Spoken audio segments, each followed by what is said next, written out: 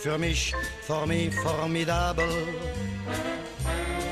Du bist so süß, so sweet und für mein Herz adorable. Du bringst la vie, la vie, la vie, la vie in ins Wohnen. C'est beau, Salzbourg. J'ai pas vu grand-chose, hein, Il mais neigeait un c'était peu Non. un petit peu. Un petit peu, c'est le Il début. faisait froid comme à Paris, effectivement. Donc depuis 2003, Ça, c'est la de la grande maison, ça? Oui, donc D'accord. depuis 2003, la Maison Chanel, effectivement, en marge du calendrier de la Chambre syndicale, présente son défilé des ateliers, le métier d'art, et pour mettre en avant finalement toutes ces maisons qu'ils ont rachetées. Ça Alors, s'appelle métier Par d'art, on Affection. rappelle. Métiers d'art, ce sont les Brodeur. brodeurs comme le Sage, Montex, le chapelier Michel, le parurier Desrues, celui qui fait tous les boutons, Massaro le bottier. Voilà, donc c'est un joli moment parce que là, on est vraiment, c'est le plaisir des yeux en se disant c'est vraiment toutes ces petites mains qui ont travaillé les Oui, plumes. mais alors là, il travaille sur quel genre de collection? C'est une collection que vous avez déjà vue ou c'est spécialement pour l'occasion qu'une autre est créée? Alors non, c'est vraiment une collection qui est créée autour de ces métiers et qui D'accord. sera en vente à partir de juillet maintenant. Quand il fait ça, M. Karl, est-ce qu'il a ça a un rapport avec le pays dans lequel il se trouve? Alors il y a toujours un pays, c'est par rapport au pays, mais c'est surtout par rapport à Gabrielle Chanel. Et là, en l'occurrence, on pourrait se demander, Salzbourg, l'Autriche, pourquoi?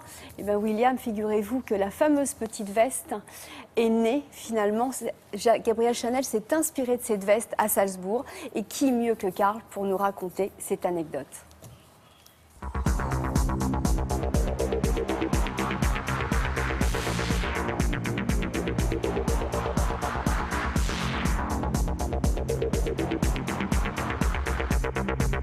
Toutes les collections sont des histoires.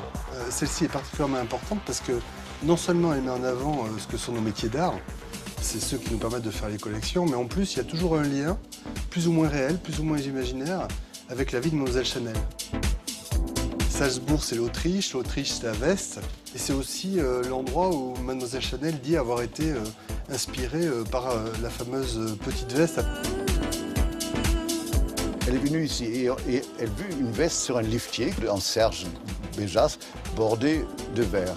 Elle a pris l'idée, elle l'a développée, elle a fait un tweed, elle a mis les galons et tout ça, et elle en a fait une espèce de vêtement universel. Je voulais faire un défilé qui évoque cette histoire de cette veste, mais de façon différente, avec des références à l'Empire austro-hongrois. Parce qu'il ne faut pas oublier que, regardez les gens dans la rue, ici les gens portent encore la veste autrichienne. C'est un des rares, si pas les rares folklore, qui fait encore partie de la vie de tous les jours. Et ce n'est pas porté uniquement par les paysans, comme c'était au départ le cas. Les défilés, comme les défilés des métiers d'art, sont des moments importants qui attirent de nombreuses clientes qui veulent découvrir ces pièces tout à fait exceptionnelles et uniques dans nos boutiques. Aujourd'hui, il y a 10 sociétés qui sont sous Paraffection. Ce terme de Paraffection, on y tient beaucoup parce que c'est une façon de montrer à quel point ils sont importants pour la marque. Les métiers de la main reviennent à l'honneur. En tous les cas, pour nous, ils ont été plus actifs que jamais. On les voit bien sûr dans cette collection, mais on les voit au moment de la haute couture, dans tous les défilés, y compris le prêt-à-porter. On a commencé par des rues. Des rues, c'était les boutons, c'est déjà un enjeu stratégique pour la marque. Et puis après, il y a eu plusieurs sociétés qui se sont présentées. C'était le Sage, c'était le Marié, c'était Michel, c'était Gossens. Elles ont tout un rôle stratégique en fonction de leur savoir-faire. L'enjeu le plus important, c'est d'être capable de former, de trouver des jeunes qui sont passionnés par ces métiers.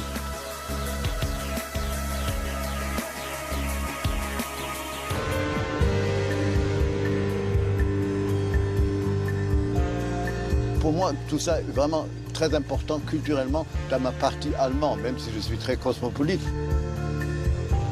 Je me suis inspiré un peu de certains éléments baroques, mais j'en ai fait une espèce de néo-baroque en mettant ça sur des formes d'aujourd'hui.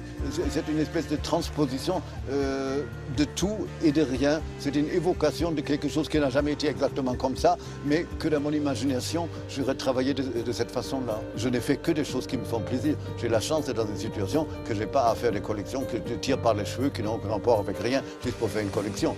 Grâce à Dieu, ça m'a été épargné.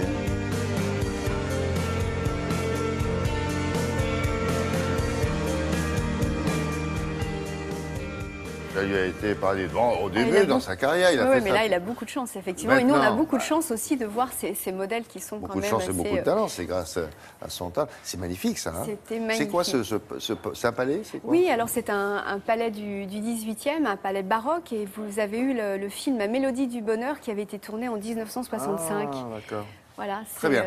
Merci beaucoup, Isabelle. Allez.